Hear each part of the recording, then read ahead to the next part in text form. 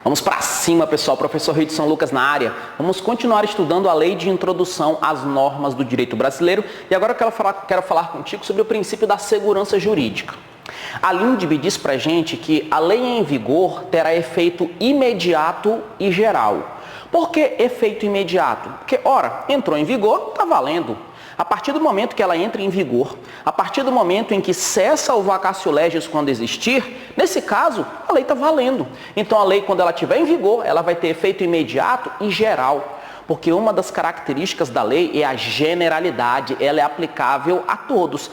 Essa é uma regra? Sim. Tem exceções? Sim. Mas as exceções a gente vai estudando com o passar do tempo. Eu só quero que você grave que a lei em vigor tem efeito imediato e geral. No entanto, quando uma lei entra em vigor, ela não pode tudo. Porque quando ela entra em vigor, algumas coisas aconteceram no passado.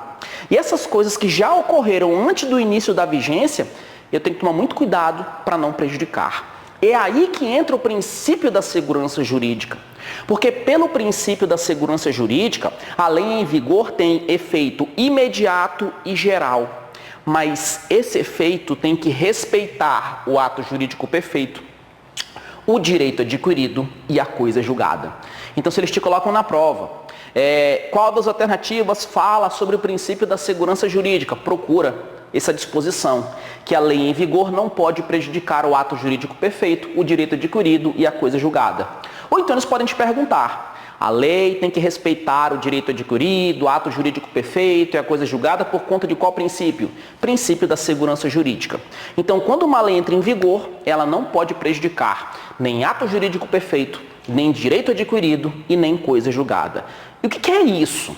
Quando eu falo em ato jurídico perfeito, a Lei de Introdução às Normas do Direito Brasileiro fala pra gente que é aquele que já foi praticado segundo as leis da época. Já quando eu estou falando em direito adquirido, a pessoa ainda não praticou, mas é aquele em que ela possa praticar, ou então aquele que o exercício tem um termo pré-fixado ou condição pré-estabelecida, inalterável a arbítrio de outrem. A coisa julgada ou o caso julgado é o mais simples de todo, porque é a decisão judicial que não cabe recurso. Então, dos três, coisa julgada é a decisão judicial que não cabe mais recurso. É o conceito mais simples. O problema é o ato jurídico perfeito e o direito adquirido. Para você entender de uma forma bem simples, vamos associar a aposentadoria. Imagine que uma pessoa hoje, ela preencha todos os requisitos para aposentadoria, ela preenche todos os requisitos e ela resolve se aposentar. Ela pratica o ato conforme as leis da época. Nesse caso, se ela está lá na casa dela, 6 meses, 7 meses já, gozando da aposentadoria, e surge uma lei nova, alterando, e pelos requisitos da lei nova, ela não conseguiria se aposentar, ela não vai voltar para a ativa não, ela vai continuar aposentada. Porque na época que ela se aposentou, ela preencheu os requisitos. Então, nesse caso, eu tenho um ato jurídico perfeito. Ato jurídico perfeito é aquele já consumado. É quando a pessoa praticou o ato segundo as leis da época. E se surgiu uma lei depois, essa lei posterior ela não pode voltar, retroagir para prejudicar esse ato jurídico perfeito.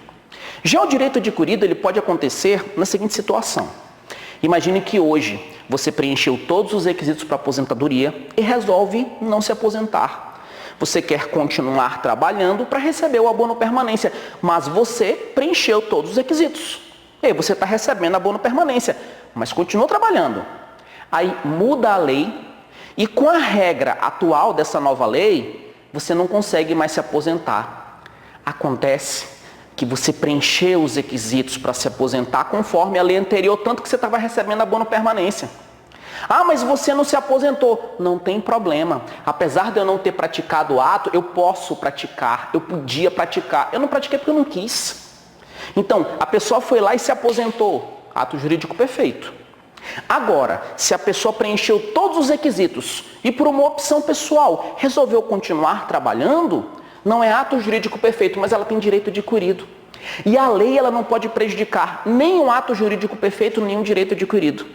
Quando nós tivemos aquela reforma da Previdência, eu vi muita gente que estava recebendo abono permanência, Muitas pessoas que tinham preenchido os requisitos e ficaram com medo. Ah, porque a lei da Previdência... E eu expliquei para várias. Fica tranquilo, fica tranquila. Se você preencher os requisitos para aposentadoria e continuou trabalhando, ela não vai te prejudicar, porque mesmo que você não tenha se aposentado, você tem direito adquirido. Só que infelizmente teve muita gente que se aposentou.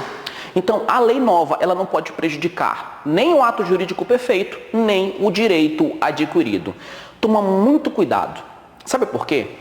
O direito adquirido, ele pode ter exercício com termo pré-fixado ou condição pré-estabelecida. Aqui eu não vou falar sobre os elementos acidentais, tá? Não é o objetivo, eu só quero que você memorize o seguinte.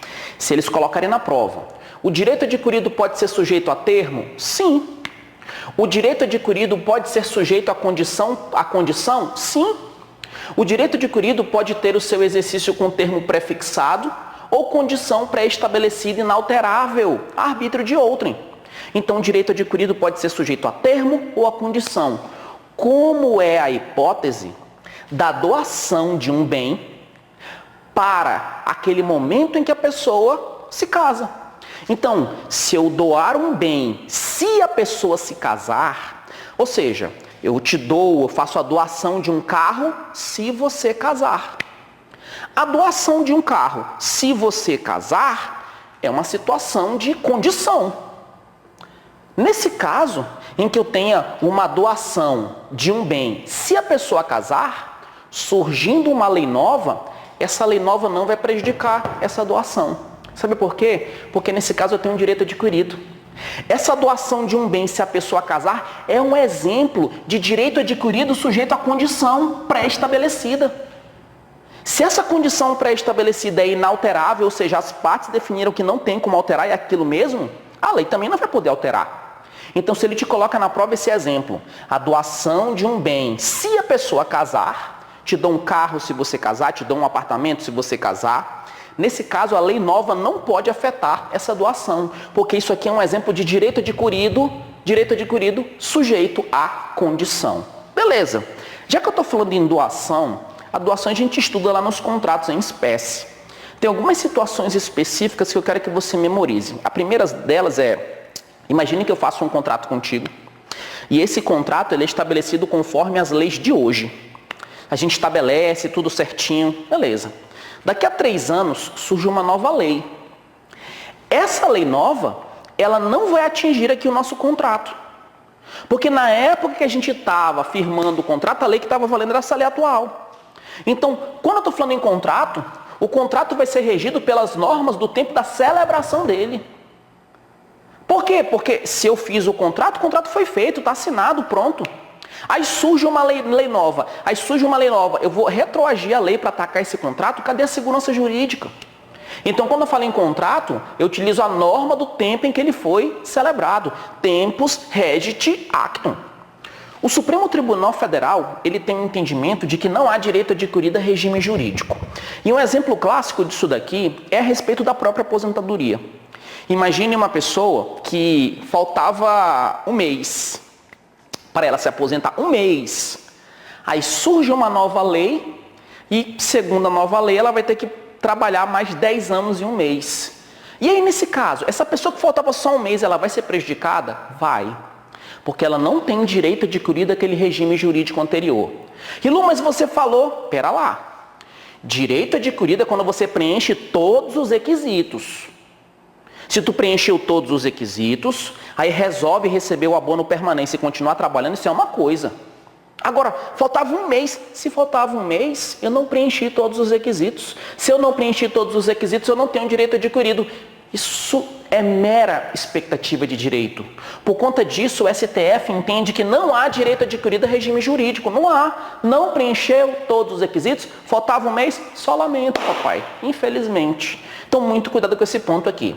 Falando em expectativa de direito é uma coisa, direito adquirido é outra. O direito adquirido é teu e ponto final. Uma lei nova não pode prejudicar. Agora, a expectativa de direito, aqui não, pai. Então, quando eu estou falando em expectativa de direito, nesse caso é uma mera esperança, é uma possibilidade que você tem. Porque você ainda não preencheu todos os requisitos. É a hipótese da aposentadoria que falta um mês, a expectativa de direito. Mas eu quero que você memorize 2 exemplos de expectativa de direito que podem cair na tua prova. A primeira é a herança de pessoa viva. A herança de pessoa viva você tem mera expectativa de direito. E a segunda é a impenhorabilidade de bem. Rilu, eu não entendi direito esse assunto, então vamos com calma. Você sabe que a lei, quando ela entra em vigor, ela tem efeito imediato e geral. Mas, pelo princípio da segurança jurídica, quando ela entra em vigor, ela não pode prejudicar o ato jurídico perfeito, o direito adquirido e a coisa julgada. O ato jurídico perfeito é aquele que já foi consumado, foi praticado. O ato foi praticado, ponto. O direito adquirido, tu ainda não praticou o ato, mas tu preencheu todos os requisitos. Se tu preencheu todos os requisitos, tu pode exercer. Cuidado, porque o direito adquirido pode ser sujeito a termo ou a condição, como é o caso da doação de um bem se a pessoa casar. Então, nesse caso, uma lei nova não vai afetar essa doação porque é uma hipótese de direito adquirido. Quando eu falo em contrato, se eu fiz um contrato contigo e posteriormente surge uma norma, eu já fiz o contrato, está pronto, já era. O contrato ele vai ser regido pela norma do tempo da celebração. Uma lei posterior ela não vai retroagir para atacar esse contrato. Não vai. Além disso, o STF entende que não há direito adquirido a regime jurídico. E cuidado, o princípio da segurança jurídica protege o direito adquirido, não a expectativa de direito. Expectativa de direito é a mera esperança, a mera possibilidade de exercício do direito sem ter preenchido todos os requisitos. E aí eu quero que você tome cuidado com 2 exemplos. Primeiro, herança de pessoa viva não tem direito adquirido, é mera expectativa. Impenhorabilidade de um bem. Se eu tenho uma lei, a lei fala que aquele bem é impenhorável, tu não tem direito adquirido de que sempre aquele bem seja impenhorável. Pode ser que posteriormente surja uma lei dizendo que a partir de agora esse bem é penhorável. Então aqui, impenhorabilidade de bem também é mera expectativa de direito. Agora que a gente falou sobre o princípio da segurança jurídica, eu quero falar contigo sobre a interpretação das leis. Quando eu falo em interpretação das leis, cuidado, toda lei pode ser objeto de interpretação. Toda lei pode ser objeto de interpretação. Só que nós temos os métodos de interpretação. Quando eu falo em métodos, esses métodos podem ser classificados conforme a origem, conforme o modo e também conforme o resultado. Às vezes, quando a gente pega uma doutrina, isso acaba se tornando uma leitura maçante, né? Mas é um tema tranquilo. Eu só quero te chamar a atenção sobre o seguinte. Isso que eu vou falar aqui é para direito civil. Lá em direito penal eu posso ter uma diferença ou outra, em direito do trabalho uma diferença ou outra, tá? Então, aqui é uma regra geral. Porque os outros ramos do direito, eles podem ter as suas especificidades. Mas assim, é um detalhezinho ou outro, porque esse aqui que é o grosso. Então, quanto à origem, eu quero saber sobre quem é que está interpretando. E sobre a origem, a interpretação ela pode ser autêntica ou legislativa, doutrinária ou jurisprudencial. A interpretação autêntica ou legislativa é aquela em que a própria lei diz o significado. Quando a gente pega o Código de Processo Penal, o Código de Processo Penal, ele diz qual é o conceito de caso. O que é caso? Ele fala. É compartimento fechado, não aberto ao público, ele diz. Então, a própria lei está te dizendo o que é. Então, é uma interpretação realizada pela própria lei. A própria lei está te dizendo o que significa. Nesse caso, é uma interpretação autêntica ou legislativa. Mas, em alguns casos, quem diz o significado daquela lei são os doutrinadores, são os estudiosos do direito. E aí você tem vários doutrinadores. Então, quando é um doutrinador que está te dizendo o significado daquele artigo, daquele parágrafo, daquele inciso, daquela linha, é uma interpretação doutrinária. E nós também temos a interpretação jurisprudencial, que é aquela realizada pelos nossos juízos, tribunais e juízes.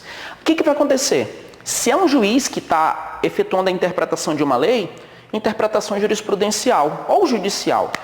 Se é doutrinador, doutrinária. Agora, se é a própria lei, autêntica ou legislativa. Então, aqui sobre a origem é fácil, é tranquilo. Mas como que eles vão fazer essa interpretação? E aí vem o modo. Quando eu falo modo, cuidado. A interpretação, ela não é só uma.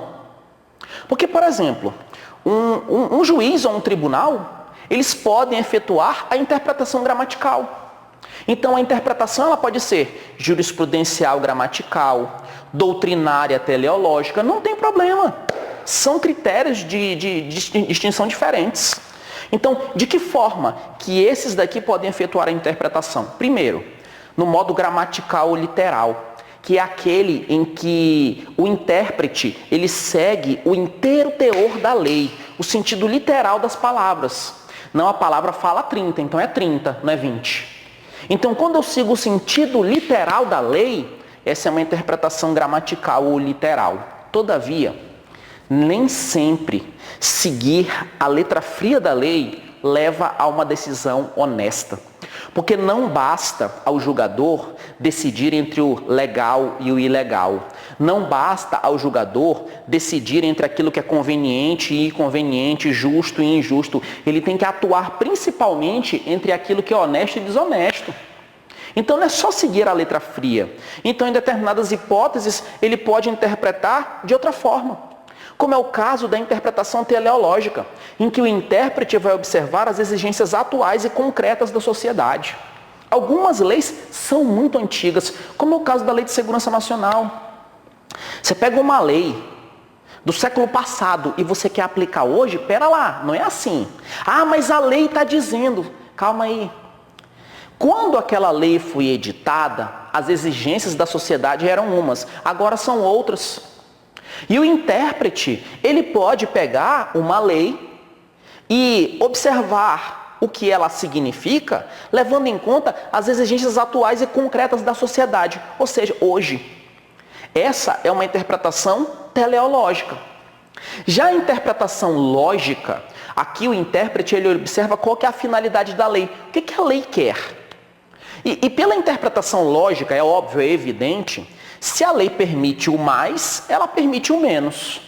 Se ela proíbe o menos, ela proíbe o mais. E Lu, mas como assim? Olha só, se tiver uma lei, ela permite que você construa avançando 10 metros em determinado terreno. Ora, se ela permite você avançar 10, ela permite 9. Por óbvio. Ah, mas a lei não está falando 9, a lei fala 10. Ah, pera lá, isso já é uma interpretação seca. Então, pela interpretação lógica, se a lei permitiu 10, ela permite menos do que 10. Se ela permite o mais, ela permite o menos. Se a lei fala que o prazo para te entregar a certidão é 30, eu posso te entregar em 20, eu posso te entregar em 15, por lógica. Agora, tem algumas pessoas que fazem isso, não, é 30 dias e ponto, acabou. Ah, por favor. Nem sempre a gente pode estar fazendo interpretação gramatical ou literal. A interpretação histórica, ela é efetuada levando em conta os fatos históricos que deram ensejo ao nascimento daquela lei. Ah, a Lei Maria da Penha, o que aconteceu para a Lei Maria da Penha nascer? Né? Então, aí eu tenho a interpretação histórica. A interpretação sistemática é aquela que leva em conta o conjunto das normas, porque quando eu vou fazer a interpretação de uma lei, eu não posso interpretá-la de forma isolada. Eu tenho que interpretá-la encaixando num conjunto, num todo, que é o ordenamento jurídico. Porque senão eu vou colocar uma lei em conflito com outra. Então, quando eu estou falando aqui em interpretação sistemática, a gente vai ver daqui a pouco uma situação que ocorre, em que o Código Civil fala uma coisa e a LINDB fala outra. E aí, o que o intérprete fez? Ele encontrou uma forma de compatibilizar. Porque se eu interpreto a LINDB de forma isolada, eu posso levar uma decisão injusta. Então, na interpretação sistemática, na hora de interpretar uma lei, eu não olho só para ela, eu olho para todo o conjunto, eu olho para o conjunto de normas. Aí eles podem te colocar na prova mais ou menos o seguinte: uma interpretação de uma lei feita por um tribunal, em que esse tribunal ele observa todo o conjunto de leis para interpretar, que interpretação é essa? Ela é jurisprudencial, sistemática. Beleza, tranquilos. Agora, olha só, agora a gente vai falar sobre a interpretação a respeito do resultado. A interpretação a respeito do resultado, ela pode ser restritiva, ampliativa ou extensiva e declarativa. A interpretação restritiva é aquela em que o intérprete, o doutrinador, o juiz, o tribunal, é aquela em que o intérprete ele olha para a lei e ele fala: o legislador falou mais do que ele queria. E aí o que o intérprete faz? Ele reduz o alcance. Nesse caso eu vou ter a interpretação restritiva. Na interpretação ampliativa é o inverso. Na interpretação ampliativa, o intérprete ele olha e fala, pô, aqui o legislador falou menos do que ele queria. Ele falou só cônjuge, mas companheiro também dá. E aí eu vou ter a interpretação ampliativa ou extensiva. Já na interpretação declarativa, o intérprete ele olha para a lei e fala, não, o legislador falou exatamente aquilo que ele queria, nem mais nem menos. E aí eu vou ter a interpretação declarativa, que é aquela em que a lei foi exata. Beleza. Então, deixa eu te perguntar uma coisa. Se eles te colocam bem assim na prova, eles colocam bem assim. Um estudioso chamado José olhou para uma lei e ele falou, opa, essa lei é muito antiga. As exigências atuais da sociedade são outras. Por conta disso, essa lei aqui, ela está falando mais do que ela devia. Então eu vou reduzir o alcance dela. Que interpretação é essa? Ora, se ele é um estudioso, doutrinária. Se ele está observando as exigências atuais e concretas da sociedade, teleológica. E se ele está reduzindo o alcance, restritiva. Beleza? Interpretação doutrinária, interpretação teleológica, interpretação restritiva. É as três. E no hipótese, sim, não é porque ela é doutrinária que ela não pode ser sistemática. São critérios distintos. Beleza? Então vamos lá. Lembrando que toda lei pode ser objeto de interpretação. Muito cuidado para não confundir analogia com interpretação extensiva. Analogia é um método de método de preencher lacunas. Quando a lei é omissa, eu vou suprir com analogia, costumes e princípios gerais do direito. Dessa forma, a analogia ela é utilizada quando eu tenho analogia, quando eu tenho lacuna normativa, ou seja, diante da falta de lei. Diante da falta de lei. Se não tiver lei para aquele caso, analogia. Já na interpretação extensiva é diferente. Na interpretação extensiva tem lei, só que eu amplio o alcance daquela lei, como é o caso do artigo 25 do Código Civil, que fala sobre a curadoria dos bens do ausente. Quando eu falo em curadoria dos bens do ausente, a lei fala que cabe ao cônjuge. Só que a interpretação, ela se estende também ao companheiro. Então, nesse caso, eu tenho norma, só que eu estendo, eu vou além do que está na lei. Por quê? Porque essa é uma decisão mais honesta, mais justa. Agora, como que eu vou diferenciar analogia de interpretação extensiva? É simples. Primeiro, você tem que olhar qual é o direito que você está analisando isso. Porque, às vezes, uma situação que é no direito civil de um jeito, no direito penal é de outra. Tem algumas pessoas que memorizam bem assim, cônjuge e companheiro sempre é interpretação extensiva. Depende.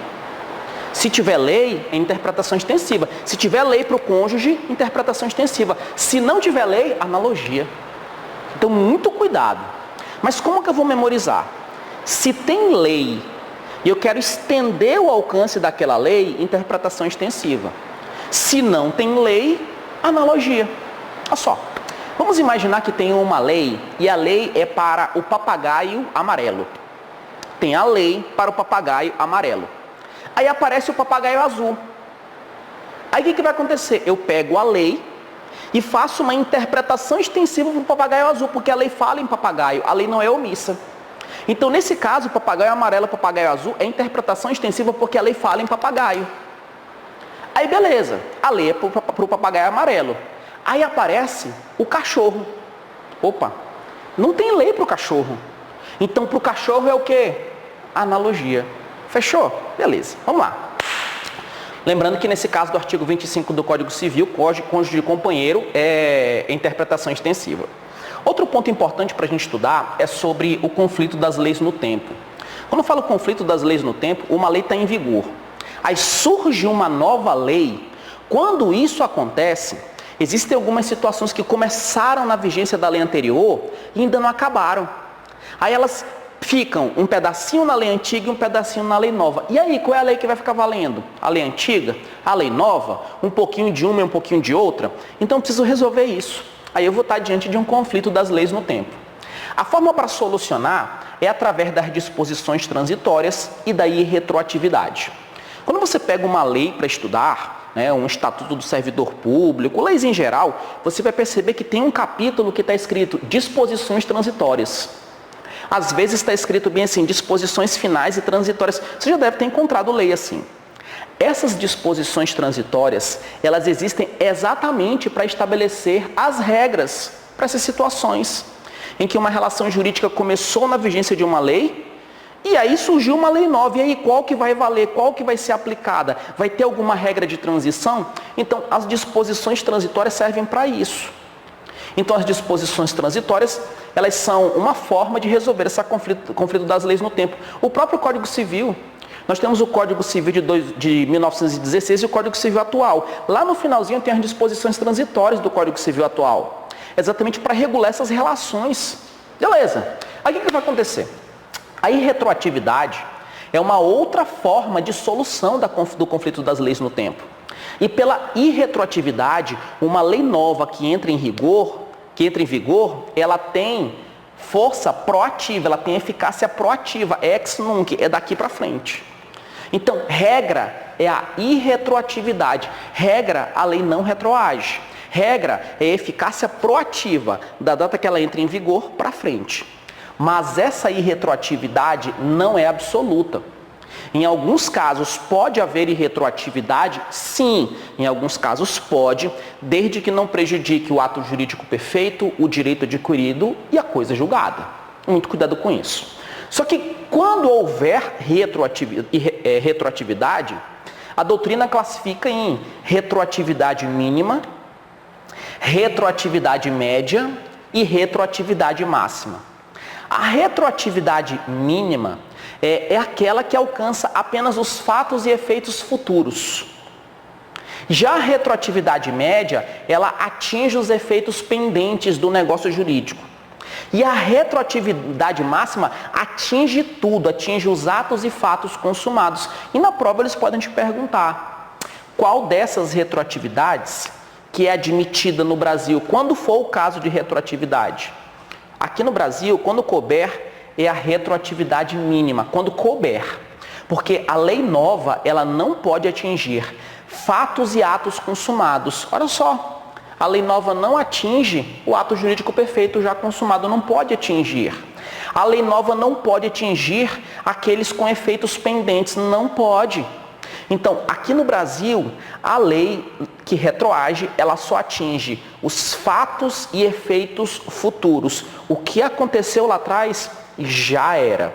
Aqui é importante a gente tomar cuidado com a súmula 654 do STF.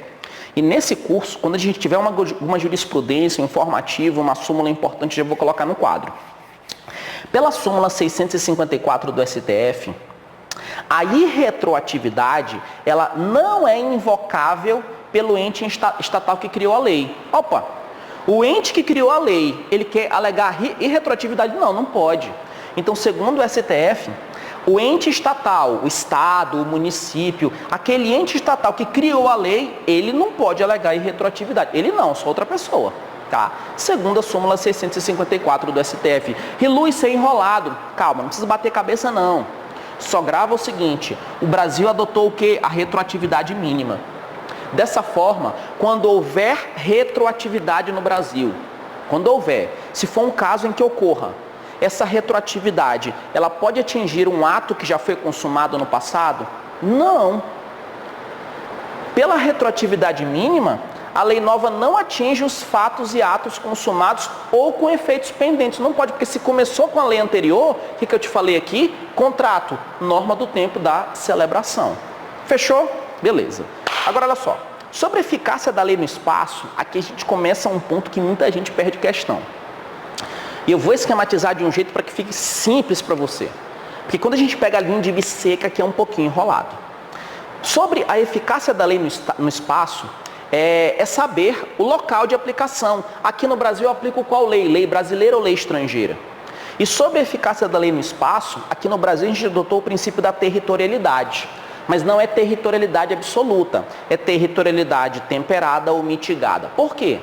Porque aqui no Brasil, as nossas autoridades vão decidir se baseando pela lei brasileira. Essa é a territorialidade. Só que essa regra não é absoluta. Existem exceções, como é o caso do Estatuto Pessoal que a gente vai ver no próximo bloco. Então, em alguns casos, mesmo no Brasil, eu posso aplicar a lei estrangeira. Por isso, a nossa territorialidade ela não é absoluta. ela é temperada ou mitigada. Porque no Brasil a gente aplica a lei brasileira, salvo algumas exceções. Então, existem exceções. E quando eu tenho um caso de aplicar uma lei estrangeira no Brasil, isso é extraterritorialidade. Então, o que é extraterritorialidade? É a aplicação de uma lei estrangeira aqui no Brasil. Da mesma forma, a aplicação de uma lei brasileira em outro país também é extraterritorialidade. Mas, para que uma lei estrangeira seja aplicada no Brasil, eu preciso de alguns requisitos. Primeiro, autorização legal. Eu preciso ter uma lei autorizando aquela aplicação. Além disso, essa aplicação tem que ser realizada de acordo com a ordem pública e os bons costumes e não pode ofender a soberania nacional. Rilu, quando que uma lei estrangeira pode ser aplicada no Brasil? Calma que a gente vai ver a partir do próximo bloco, relaxa. Por hora, eu só quero que você entenda que isso pode ocorrer. Por isso, a nossa territorialidade, ela não é absoluta. Ela é temperada ou mitigada. Para fechar aqui, o informativo 610 do STF, ele traz um ponto importante que é a dívida de jogo contraída por brasileiro em cassino estrangeiro. Tiveram alguns brasileiros que saíram daqui do Brasil, foram para Las Vegas. O que fizeram?